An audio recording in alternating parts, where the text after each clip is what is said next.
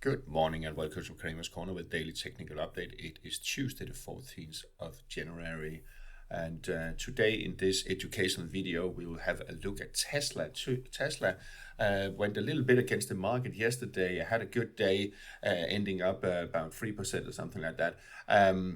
So it's a fairly strong bounce really, and if it moves high ahead the next couple of days and closes above 426.50, well, the uptrend will have resumed, and I think we will see higher highs on Tesla. It will then cancel this chop and reversal pattern like here.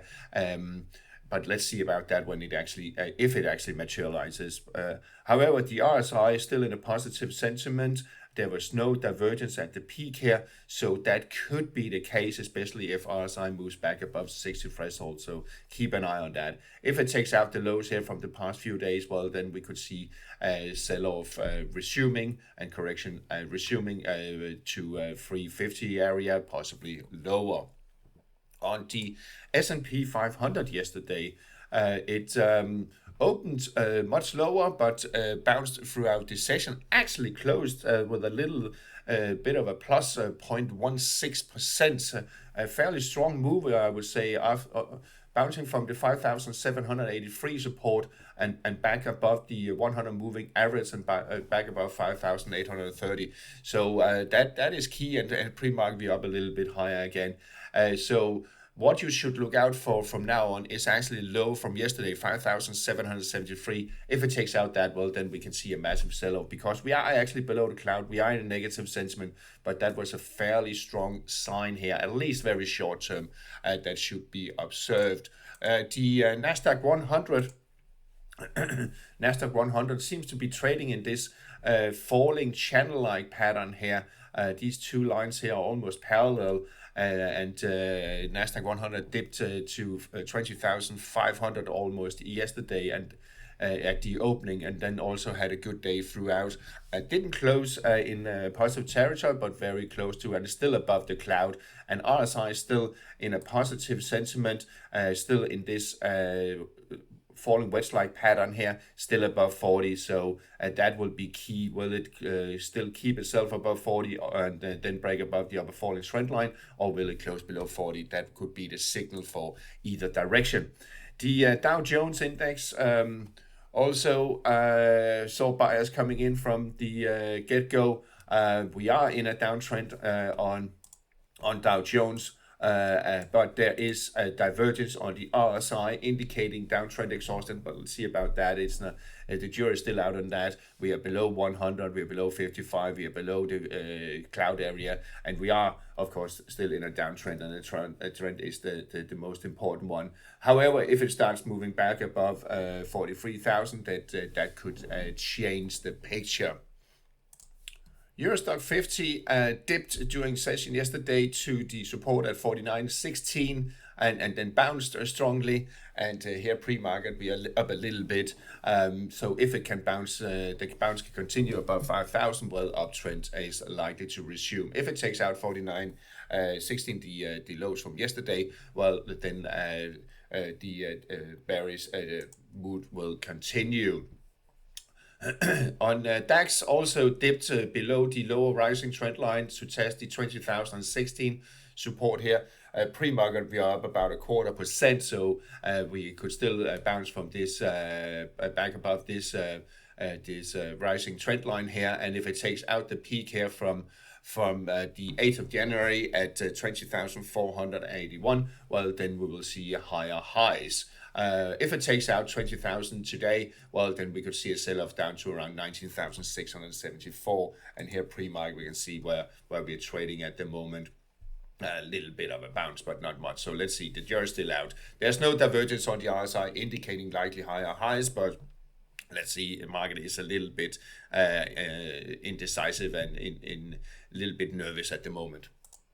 Euro dollar dipped lower yesterday, but bounced towards the end of the session and bouncing a little bit today. And as we can see here, now there is divergence on the RSI, indicating, you see these lows here, lower, two lows here, but RSI is bouncing. So it is indicating short-term downtrend exhaustion, but if you're looking at the weekly chart, there's still a potential lower, but we are dancing around this 102 area here, where there seems to be some fairly strong interest. We actually dipped down to the 138 of this downtrend here. So let's see about this the next couple of days. If we could get a bullish day today, we could see a push up to test the upper falling trend line right there. Cable, sterling dollar. Here we are. Also bounced strongly yesterday during the session. If we get a positive day today, bullish day today, we could see a bounce up to 123.70 and the upper falling trend line here. If it takes out, well, then we are looking at the 61.8 retracement, 125.40. But still we are under pressure. No divergence on the negative sentiment on the RSI, so we could still see lower levels. So be careful if you try to buy the dip here.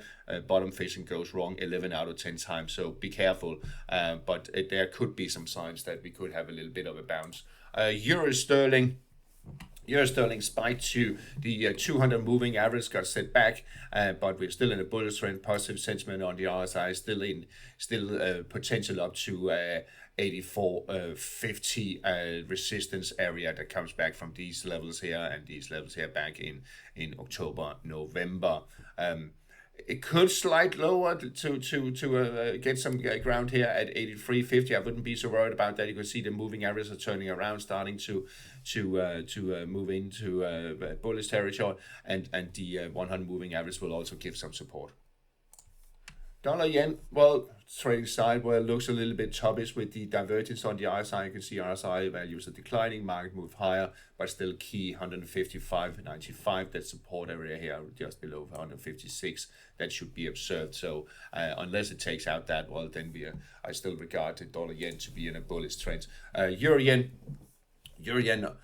On the other hand, dipped lower yesterday, very close to 159.80 support, and it actually touched the lower part of the cloud. Still positive sentiment on the RSI, and we're still above the cloud here slightly, but we are below the 55 and the 100 moving average. So I would be very cautious of doing anything. If it takes out the 159.80, expect downtrend to kick in towards 150, 156. If it starts moving above the 55 moving average, it will be a bit of a struggle as the moving average is declining, so dragging on it a little bit. Aussie yen that broke below its lower rising trend line, could test it from the other side, and then I think it will be rejected. Negative sentiment currently. If RSI closes back below 40, it will further confirm bearish trend. We are below the moving average of 55 and 155, breaking currently about to break about below the 100, which will also be a negative sign. So I think we'll see it pushing lower in the coming days. It really needs to get back about 99.44 to establish a bullish trend. The sterling yen spiked lower also yesterday, very close to 190 level. You can see 55 has broken below the 200, and the pressure is to the downside. Negative sentiment on the RSI, but that was interesting that it bounced so strong, but we are below the cloud and everything. So we are in a bearish trend, lower low, lower high, lower low. We just need a little bit of maybe a bounce up to around the 100 moving average here at 193.85, and then I think we'll see a downtrend resuming. Aussie dollar, well, bouncing a little bit also yesterday here, could test the upper falling trend line, and we now have some divergence here on the RSI, and this is what you can do. You can draw some trend lines here on the RSI as well. It gives you an indication. So short term, the trend exhaustion possibly, that we could see a little bit more bounce, but we are below. We are in a bearish trend on the weekly.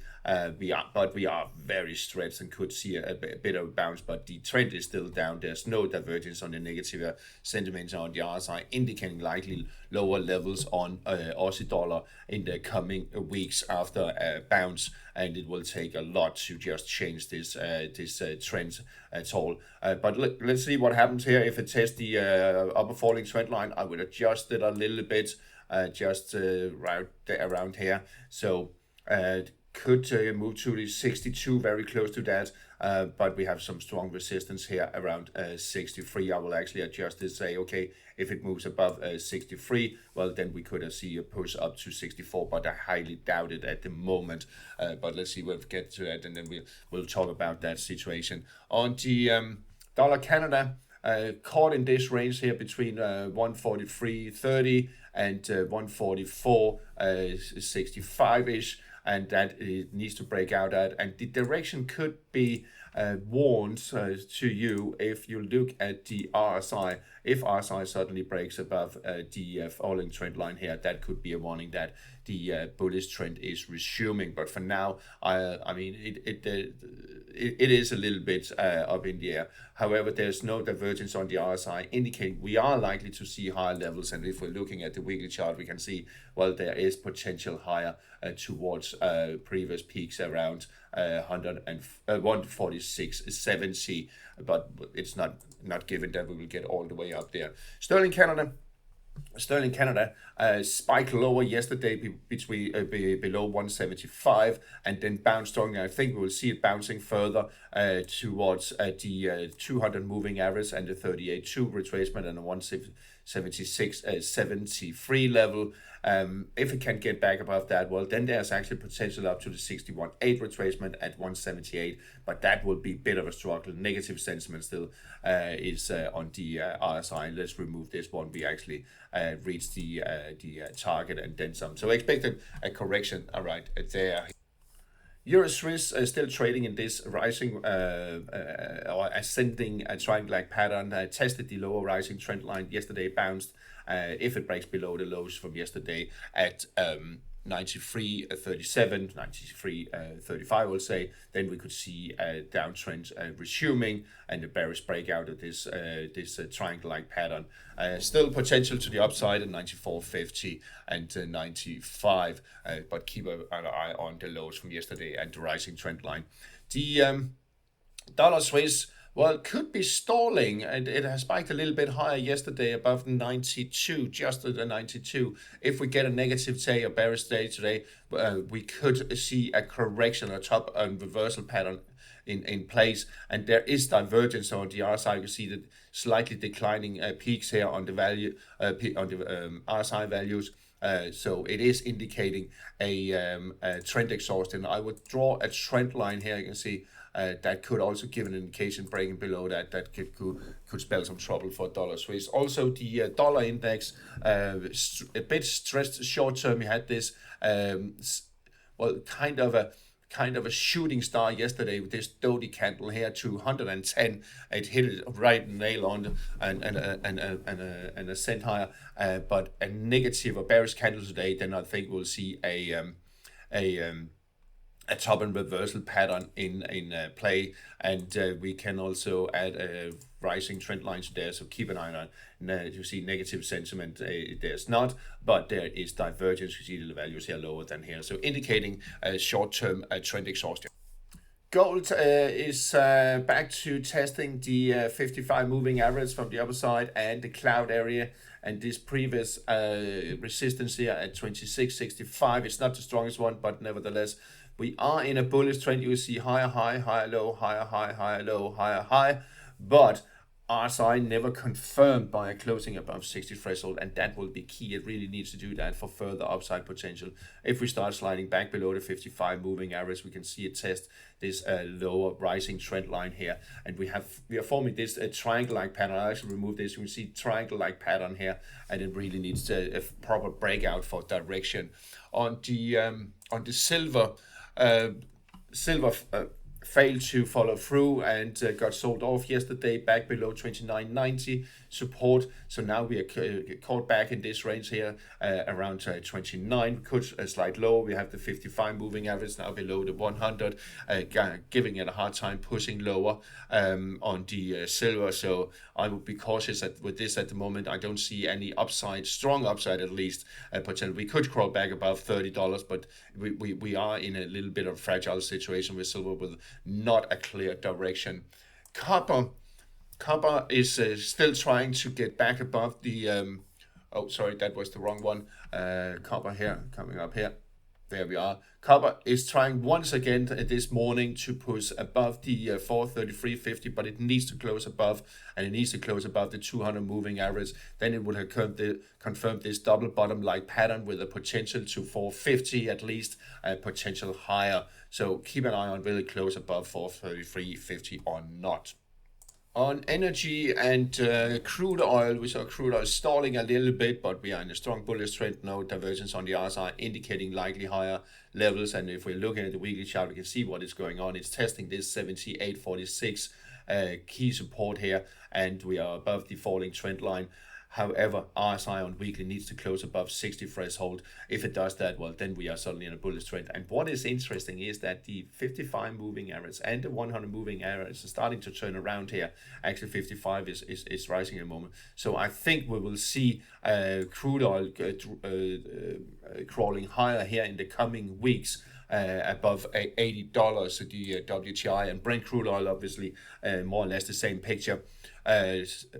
Spike to touch the 81.58 resistance, and we can draw a trend line here or a horizontal line here on the weekly chart also, right there, testing that. And if it does close above and RSI closing above the 60 threshold on weekly, then we have established a bullish trend on the medium term also.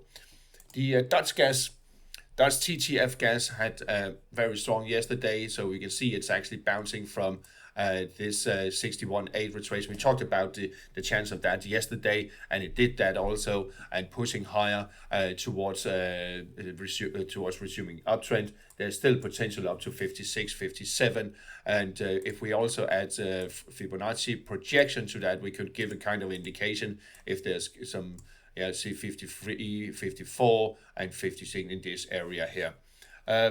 The US nat gas, Henry Hub gas, again failed to close above $4, so it is a sign of weakness, especially after opening much higher yesterday, and sellers were in control throughout the session. So the US nat gas is still not really convincing to the upside, which should be to the delight of the US consumers. US 10-year Treasury yield taking a slow day today apparently, but we are on a bullish trend and positive sentiment on the RSI, and no divergence indicating likely higher levels. And we can see here on the weekly chart we are in a bullish trend also here. There's potential up to 5%. I actually believe that we will see much higher levels or above 5% in going into Q1, Q2 on the US 10-year. The 2-year also in a bullish trend short term after breaking this 438 resistance, potential up to around 4.5%. Moving on to the UK gilt or the UK 10-year, the EuroBund, the European EuroBund, the 10-year here stalling a little bit at 260. I think we'll see a bit of correction. The RSI is very extreme situation above 80, so I think we will see a correction lower towards 255, maybe 250, but we are in a bullish trend with a potential higher level. Same picture on the UK 10-year, also stalling a little bit here around 490. I think we'll see a little bit of correction. You can also see the RSI very extreme just below 80. But there's no divergence on it, so I think we'll see it pushing higher after a minor correction. Moving on to Bitcoin, and Bitcoin dipped below the support line here around 90 spot 680, around that level. That could also be the neckline of this shoulder-like pattern, but it was a very short dip before buyers took it back up. So I wouldn't consider it's a real break, and also the RSI is still above 40 threshold, so still in a positive sentiment, but it should be observed. If it takes out the lows from yesterday, then I think we'll see it being hit with massive sell-off. Sell-off actually hit Ethereum also yesterday, dipping below the 3,000 to almost down to 2,900 before a strong bounce also, but negative sentiment on the RSI. We are in a bearish trend here, at least very short term, so it could slide lower. Ethereum seems to be the weaker of these two cryptos there. All right, that's all for today. Have a nice day and talk to you again later.